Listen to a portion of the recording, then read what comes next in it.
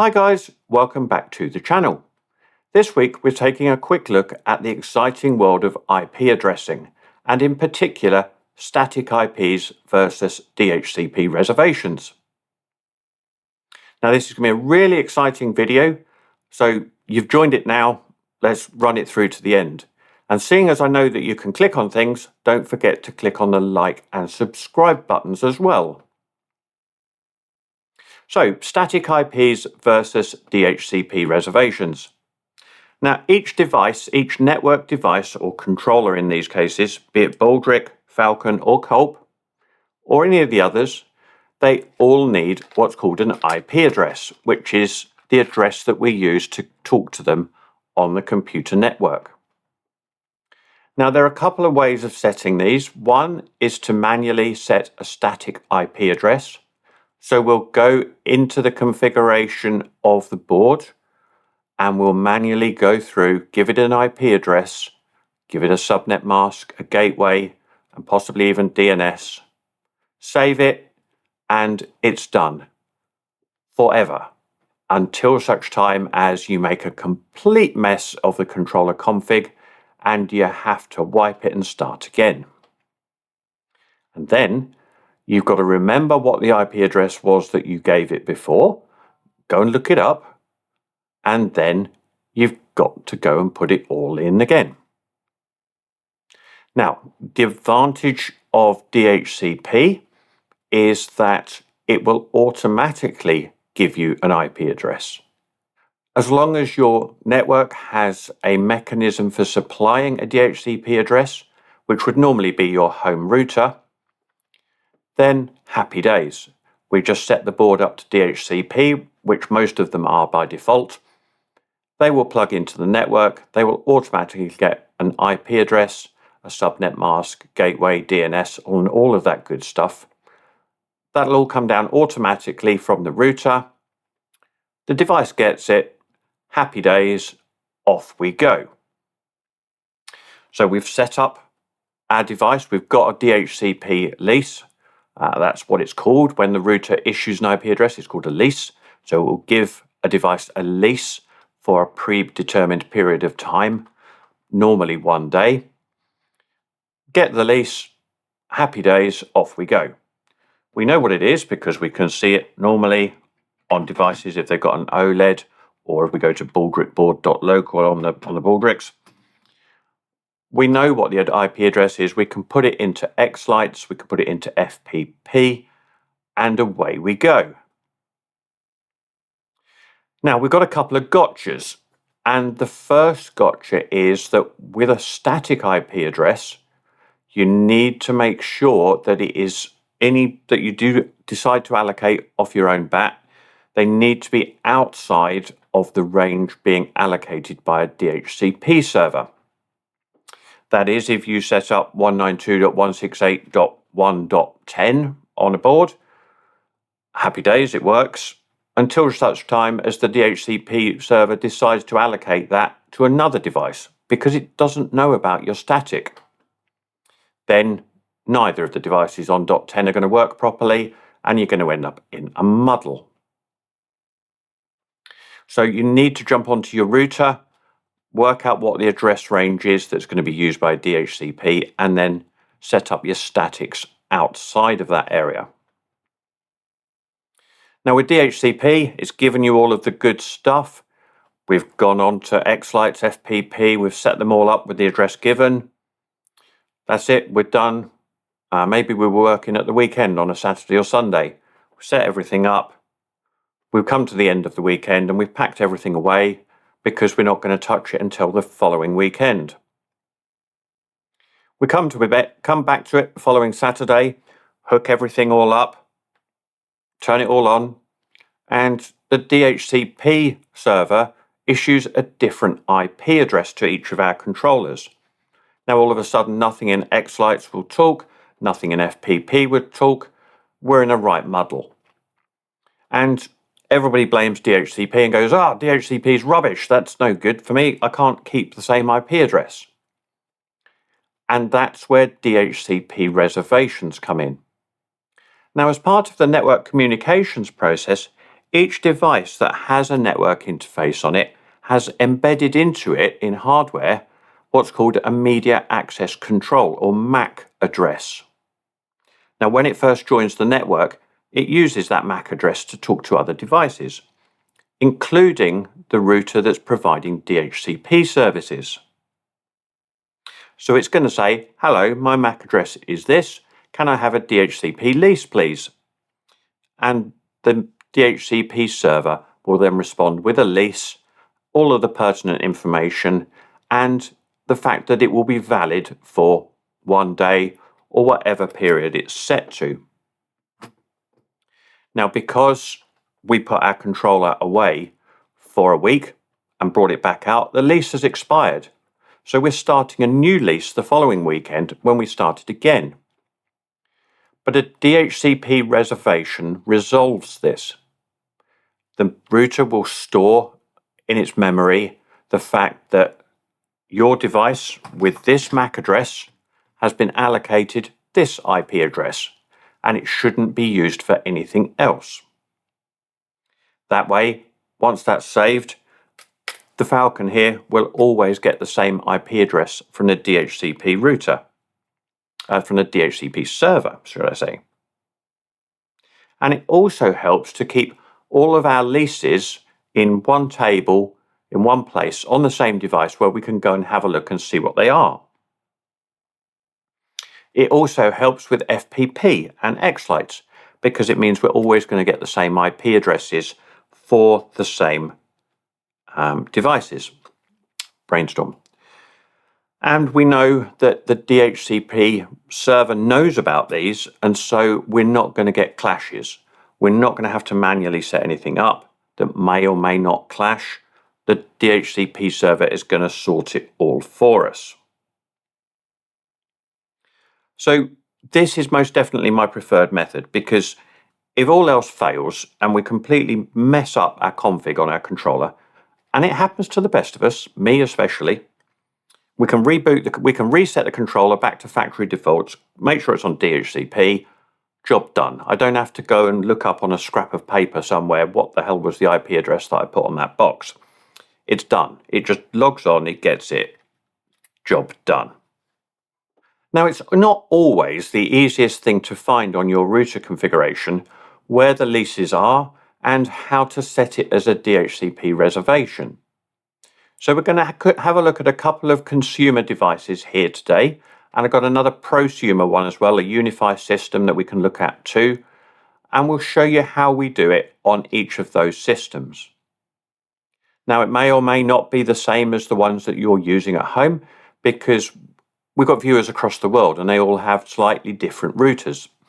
But hopefully one of them will give you the ideas that you need to go and find on your own router where to set a DHCP reservation and then how we do it. So the first router that we're going to look at today is this one that's branded Plusnet. Now, this is the same type of router that's issued by BT as well here in the UK, only theirs is black, but it's the same device, just with a different colour scheme. So we'll fire this one up and then we'll go and have a look and see what we need to do to set a DHCP reservation. So I've powered it up. We've just got the power on the back, and I've got Ethernet here as well going to my laptop here that's recording the web interface. So that should be ready to go now. So first up here we have the Plusnet router. So I'm going to go into my Ethernet settings here and just scroll down. And here we go. So it's telling me that the IP address is on DHCP, and it's currently got an IP address of 192.168.1.101 on my laptop. My default gateway is 192.168.1.254, as is my DNS. So that gives me a good idea that my router is going to be on 192.168.1.254. So I'm going to copy that address. I'm going to open the browser, paste, there we go. And here we can see the basic settings for the Plusnet router. It's giving us the broadband state is disconnected, and that's because it is. It's just sat on my desk here. Wi-Fi is up and running. I've got one device on Ethernet, which is my laptop, and some various other bits. I want to go into advanced settings, and it's telling us about broadband settings, wireless, firewall, etc. The bit that I want is to go into my network. It's asking me now for the password for the device.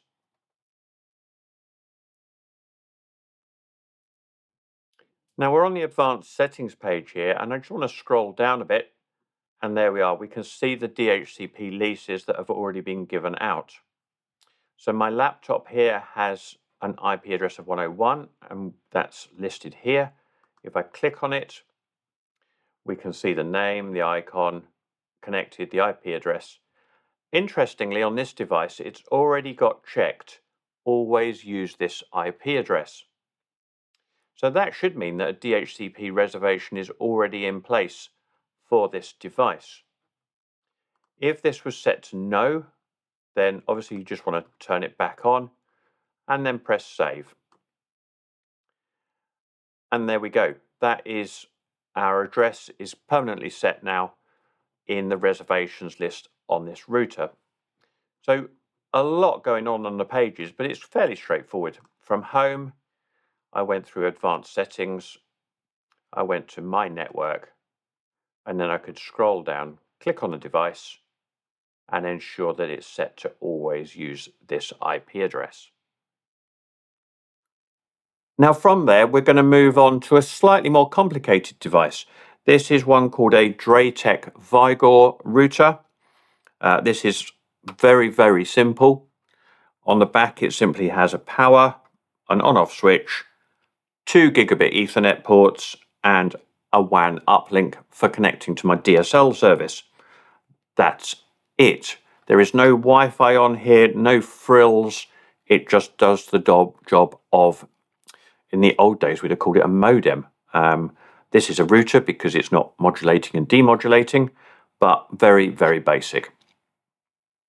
So let's get this hooked up and look at the settings for this one. So if I go into my network and internet settings, I can then go to Ethernet, and I can have a look at my network. We can see that it's set to IP is DHCP, and if I scroll down, I can see that I've been allocated the IP address of 192.168.2.66, and my DNS server, and therefore my router, is going to be at 192.168.2.1. So let's open a web browser and navigate to that IP, 192.168.2.1. And here it is. Here is the login page. So on this device, we don't get any information without logging in. Unlike the Plusnet one that we just looked at where we could get the basic info, this one's not giving us anything at all. So I'm going to log in now with the credentials.